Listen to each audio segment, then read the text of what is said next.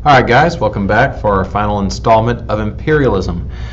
Today we're going to talk about the Russo-Japanese War from 1904 to 1905. So in this war, Japan won a decisive victory over Russia and gained control of a significant amount of land, including a major portion of Manchuria. Remember, that's the land right above North and South Korea, or Korea at the time. So by 1910, Japan further increased its imperial holdings by annexing Korea itself. So now we have Manchuria and Korea. This move solidified Japan's reputation as the strongest nation in the East. Japan further added to its empire at the start of World War I by allying with British and seizing much of Germany's sphere of influence in China. So remember, Germany began to lose its control during World War I, and because of that, Japan was able to take over their part of China, or the control of China. Following the onset of the Great Depression, though, in 1929, fascism began to take hold in Japan. The country's new fascist government made it a high priority to secure resources so that Japan could maintain its growth and industrial base, basically. It wanted to solidify its ability to continue to expand. Japan successfully conquered Manchuria in 1931. Then next, it invaded China. So think about this. China has been divided up between these countries just for basically for trading's sake. But now Japan in 1937 has taken control of the country's coastlines, its port cities, and when World War II began in 1939, Japan allied with the Axis powers and continued to build its empire. So now with World War II, 1939, Japan allies on the opposite side. China allies with America and the Allies, of course. We're going to skip past the discussion questions. Make sure you go back and look at them because they'll come back. Take a moment just to look at this picture. What's different here than what had happened before? Well, up till now, mostly men worked the jobs. Now, women, by the late 1800s, the United States was becoming industrialized themselves. And in order to do that, they began to put whole families to work. Men, women, and children were found in factories. And at this time, America began to enter its own method of imperialism, where it began taking control of other countries. Now, imperialism in America was a little bit different. In America, it looked more like a system of managing other countries rather than walking in and taking over. So in the early part of the 19th century, several former colonies of Spain and Portugal rebelled and won their independence. But meanwhile, several European countries had formed an alliance to stop Napoleon Bonaparte and France from growing out of control. After Napoleon's final defeat, it looked as if this alliance of countries might be willing to help Spain reestablish its empire in Latin America. So President James Monroe saw this as a direct threat to the United States' security. Meanwhile, England believed that its lucrative trade in the Western Hemisphere would suffer if Spain regained Latin American colonies. So the United States and England, therefore, decided to issue a joint statement that guaranteed the independence of the new Latin American nations. Monroe, however, decided, you know what, I'm going to go ahead and do this myself. So in 1823, he wrote a message to Congress, not only warning Europeans to stay away from Latin America, but he also said he didn't want them to interfere with the affairs of the country. He was going to control it. So in effect, Monroe declared the Western Hemisphere off limits completely for any new colonizations and any new exploitations. And in return, he promised that the United States wouldn't interfere with any of the existing European affairs or colonies. It didn't really go that way. So politically, Latin American nations retained their independence, yet the United States made it clear that they wished to extend economic control throughout their area. So in this sign, what you'll see, the sign in the cartoon says, "No trespass, America for Americans only. Uncle Sam" signed it. This political cartoon shows that even though America wasn't taking control of the southern colonies below basically Latin American, it was saying that the Americans were going to make sure through the Monroe Doctrine that no one else would ever be able to take control of those countries. But America still wanted to maintain some power, so they actually told the countries they had to pay off their debts. They told them who they could trade with. So they controlled their economy, but not necessarily their governments. Now let's kind of go with Hawaii here. Hawaii was an independent kingdom in the Pacific Ocean. And in the 1800s, American missionaries began to arrive, followed by people seeking economic opportunities, money, a major driving force in a democratic society that's based on capitalism. Among the first and the most successful American companies in Hawaii was the Dole Pineapple Company. You probably recognize the name. With the aid of a wealthy American businessman, a coup overthrew Queen Liliuokalani in 1894. I'm sorry if I pronounced her name incorrectly. And Hawaii became a republic. Sanford Dole was elected president in 1898, and Sanford Dole gave the U.S. permission to annex the nation. Now, the United States could have stepped in and said, no, we need to give power back to the Queen of Hawaii, but no, they said, it looks profitable, so let's go and add them as a state. All right, the Spanish-American War. There were some different causes. The main thing we need to look at is Cuban nationalists sought independence from Spain and rebelled in 1895. So think about this. It's still before the turn of the century, before the 1900s. Spain sent 150,000 troops to put down the rebellion and put hundreds of thousands of Cubans into holding camps. And because of the lack of food and the poor conditions, almost 200,000 Cubans ended up dying over a 2-year period. Now, the United States was very reluctant to intervene. But when riots began breaking out in Havana, President William McKinley sent battleship USS Maine to Havana's harbor to protect the American citizens and the property there. And on February 15th, 1898, an explosion occurred aboard the Maine. The ship sank with 260 U.S. soldiers on board, and they all died. Though the explosion was probably caused by an accidental fire, maybe something was ignited in the ammunition on the munitions of the boat itself, the American journalist and much of the American public blamed Spain for the explosion, claiming that the ship had been fired upon by Spanish forces. There was no proof of this, of course, but as we've seen with the news media, as soon as something goes out on Facebook, Google, Twitter, or any of these things, someone puts out a video, says, we're pretty sure this is what happened, it spread like wildfire because Americans wanted to protect these places. They had put it on themselves that it was part of their country to expand. So the U.S. and Spain tried to resolve the problem through negotiation, but American public opinion eventually influenced McKinley to declare war on Spain in April of 1898. The war ended quickly in 1898. The Treaty of Paris was signed. The United States gained almost all of Spain's colonies, including the Philippines, Guam, and Puerto Rico. What you need to realize is this wasn't a bloody war, but this was a very imperialistic war for the United States. We began to take over different places. What you need to remember out of this slide are the Philippines, Guam, and Puerto Rico. And also, if you look at Cuba as well, it was a major point where we took a stance of wanting to help Cubans and maintain their land, which would then lead to trouble later on down the road. Let's talk about the Philippines. The Spanish-American War was fought not just in Cuba, but also in the Philippines as well. In August of 1898, said it correctly that time, American Admiral George Dewey, he launched a surprise attack on the Spanish ships in Manila Bay and succeeded to destroy Spain's Pacific Fleet. The U.S. also landed 10,000 soldiers in the Philippines, who fought side by side with rebel Filipino nationalists who wanted their independence from Spain. After defeating Spain, however, the U.S. not only didn't grant the Philippines their independence, but seemed to be leaning towards annexing the country. So it wasn't just, hey, you fight for us, now you got your freedom. Wait, we're not really sure we want to give you your freedom. Filipinos were very unhappy, and they were under the control of yet another colonial ruler. They fought back in February of 1988. So in 1988, they fought back, and over the next 3 years, thousands of Americans and Filipinos died, along with nearly 200,000 Filipino civilians.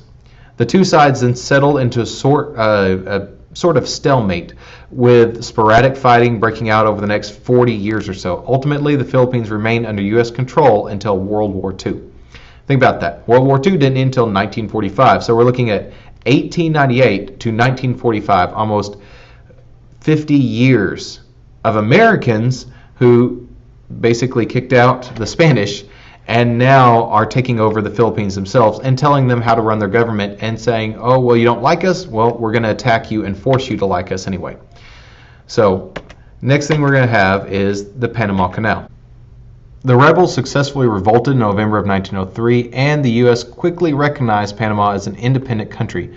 The Hay-Buenaventura Treaty, signed later that month, permanently granted the U.S. a 10-mile strip of land across the isthmus to build a canal.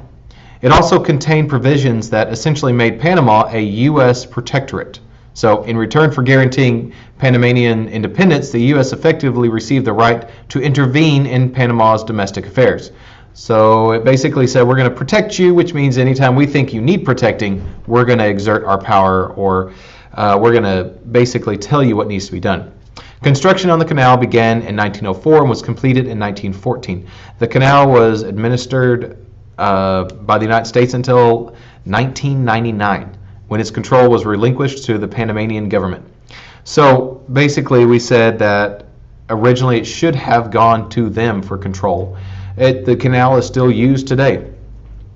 So for almost from 1904 or 1914 when it was finished to 1999, close to 70 years or 80 years of control of the United States had Panama. All right, skip through those. Let's talk about imperialism here in India itself. Now, we talked about India some. India is where the opium trade really expanded into China. The first Europeans to establish commercial ties with India were the Portuguese. Vasco da Gama, we've talked about him quite a bit, landed in Calcutta in 1498 and set up a post in order to conduct trade with the rest of the continent. The commodities of the greatest interest to the Portuguese were spices, which they could make handsome profits for reselling in Europe. Basically, when you think of European food, it was bland. And in order to spice things up, they had to go to India. So out of that, you had the British East India Company, out of these spice trades that were coming through. And in 1615, King James I of England ordered Sir Thomas Roe to visit India to meet with Jahangir and Mughal Emperor. So Jahangir was the Mughal Emperor at the time. The Mughals controlled nearly 3/4 of the land in India. And James I hoped to secure exclusive trading rights for the British East India Company. Roe successfully negotiated these rights, and the British East India Company was granted a monopoly over trade in India. They gained control of India's supply of raw materials, including tea, indigo, coffee, cotton, and many other things along. Let's talk about these cash crops. The British hoped to gain considerable profits from their control of the Indian economy. You've got to think of the 1900s. The British had already lost control of most of their cash crops in the Americas. The colonies rebelled, they were their own country, they fought them again in the War of 1812, and now they're looking to India and some of these other countries to make them a profit. To ensure that they profited from controlling the trade, the British often pushed farmers to grow these cash crops, such as cotton and tea. Although many farmers succeeded to Britain's request, the growth of these cash crops, so to speak, they didn't end up sharing its profits. Furthermore, because the farmers had devoted their lands growing non-edible foods rather than crops, cash crops, they soon found that they couldn't procure enough food to feed their families. So England comes in and says, hey, you need to grow these foods, and then doesn't pay them properly, and then they have no food to eat because they were growing cash crops. All right. The Battle of Plassey. In 1756, Suraj Dowlah became Nawab of Bengal region of India. Previous regimes had accepted a treaty with the British East India Company that had given the company control of the city of Calcutta. Unlike his predecessors, however, Dowlah ignored the treaty, took over Calcutta, and imprisoned employees of the British East India Company.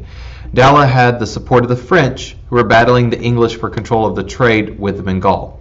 The British responded by sending an army commanded by Robert Clive.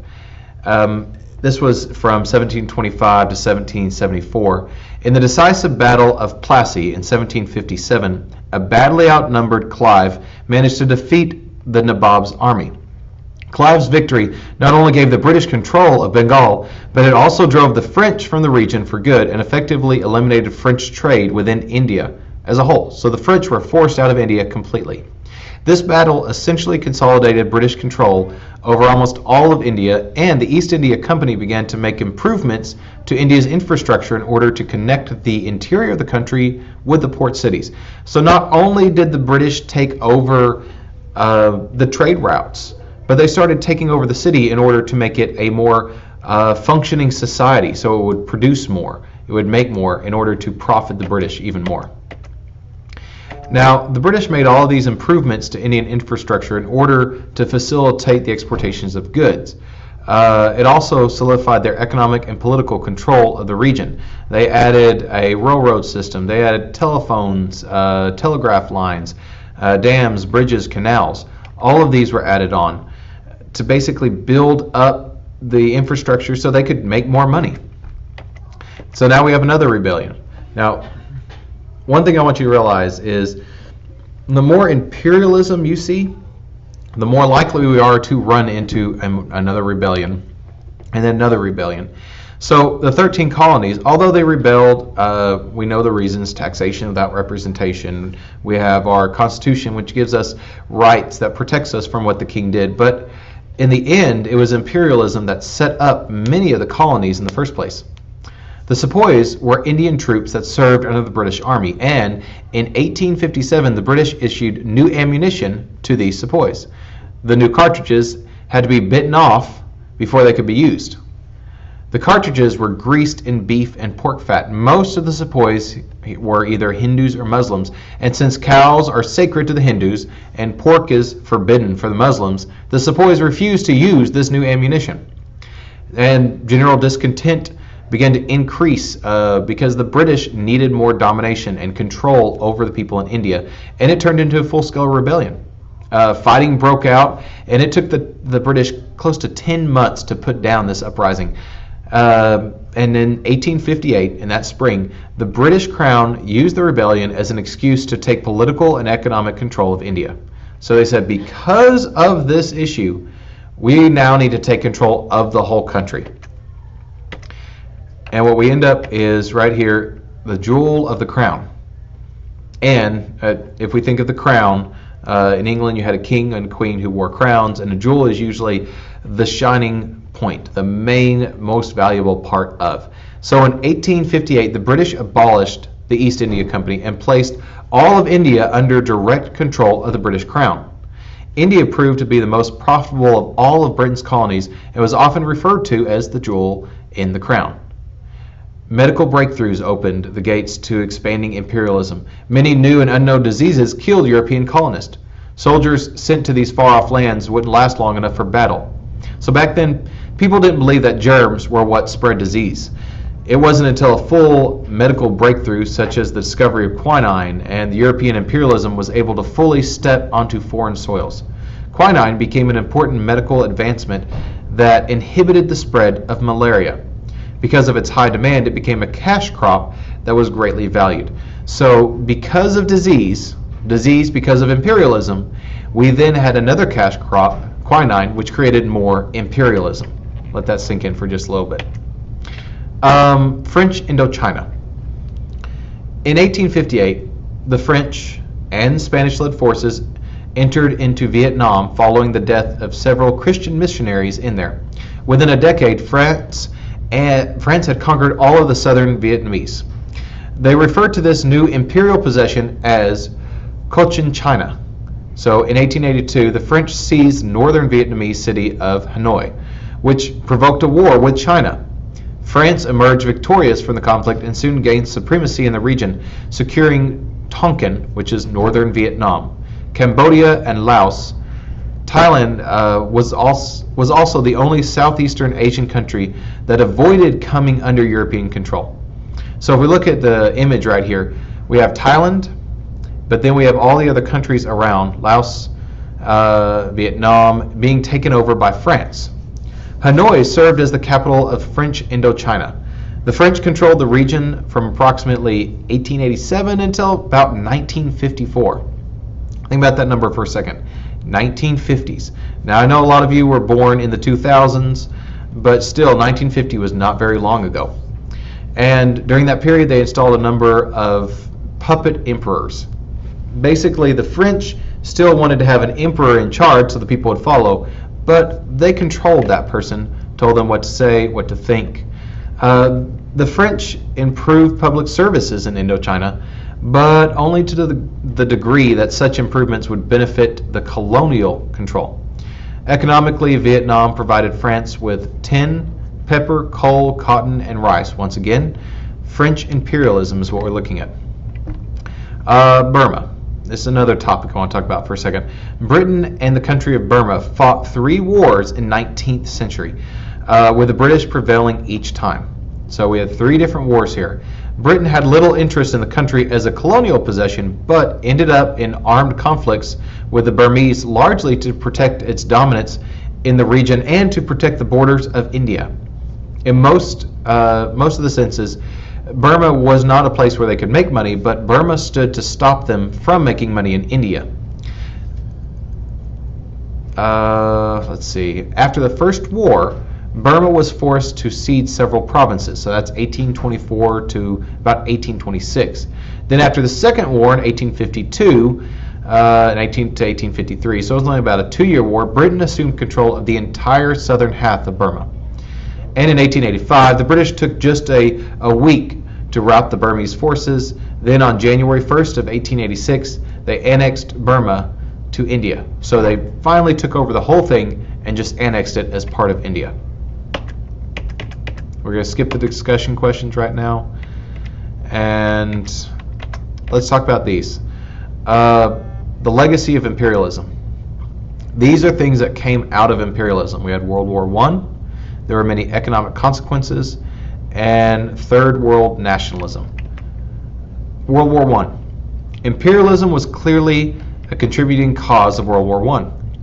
The competition of overseas possessions often brought European powers into conflict. So in the late 19th and early 20th centuries, Germany became more and more aggressive in its conquest for imperial possessions. They wanted more and more, and then they stepped on the toes of the people around them. And in 1905, the leading imperial powers basically acceded to Germany's demands for a conference to dispute French control of Morocco. Though Germany gained nothing, other nations began to view Germany as a threat to the stability in Europe. Britain and France had said that they were going to control different areas of Africa, the Middle East, and India, okay, the subcontinents of India. It was not until the Anglo-French Entente of 1904 that the 2 nations finally settled their colonial disputes. Many of the entangled alliances, as they were called, they were cited as a premier cause of World War I. Actually came about as a result of conflicts over imperialism. What I want you to take out of that is, because of the need of these countries to take over new areas, they began to make enemies within themselves and take sides on who was going to help promote their best interest. Let's talk about economic consequences. Long-term dependence on cash crops had a negative effect and a negative impact on the economies of imperial possession. Most of these cash crops depended on soil, and it made it difficult to grow subsistence crops. So it made it difficult to grow food to eat. Cash crops also tended to undermine local industries because they sucked up all of the labor force. And in addition, once colonies gained their independence, years of independence on a single cash crop made it difficult to modernize and diversify their economies. Here's what you need to think about when you're a farmer. You grow all of this food specifically for one crop. Then everyone works in your field. They get paid a small amount of money, but they're having to buy food from someone else. So you're sending your money to someone else to ship food into your land. So you never even see the profit of your labor. The last one here is Third World nationalism. Well, we have one more, sorry. So the rise of nationalism in Europe was largely at the 19th century phenomenon. Just through the 19th century, it contributed to the spread of imperialism. Before falling under European control, many Third World people had set political boundaries and drawn their sense of identity from the shared tribal or cultural traits. For them, the concept of nation didn't really exist. That began to change under imperialism. I just want you to realize that nationalism is a pride in one's nation as a whole rather than focusing on individuals, which allowed these countries to begin to grow powerfully. Imperialism. Let's talk about the legacy here. Although many colonies benefited from the improvements imperialism brought, think of Japan. Okay, Japan had closed their borders for 200 years. Then once they opened up, they became industrialized. They had school, they had healthcare, they had political stability was added. However, many nations in Africa have experienced civil war because of this, large parts from artificial boundaries that remained after they had won their independence from former European powers. Most colonies had little experience with self-rule. When independence came, political instability often followed. When stability was achieved, many times it came because a dictator had seized control of a country. So we had many dictators coming out of Africa, taking over these lands. Imperialism more or less created the Third World. Many of the problems that these countries experience today stem from the legacy of imperialism. So here's a question to you. What obligation, if any, does the industrialized world owe to nations which it dominated and exploited for so long? So think about that. Does America owe anything to the Panamanians? Should we go back? Should we change that? Or would interfering with them again become imperialism? All right, I hope you enjoy the slides. I know they're a little long today, but thanks for your time, and I'll see you tomorrow.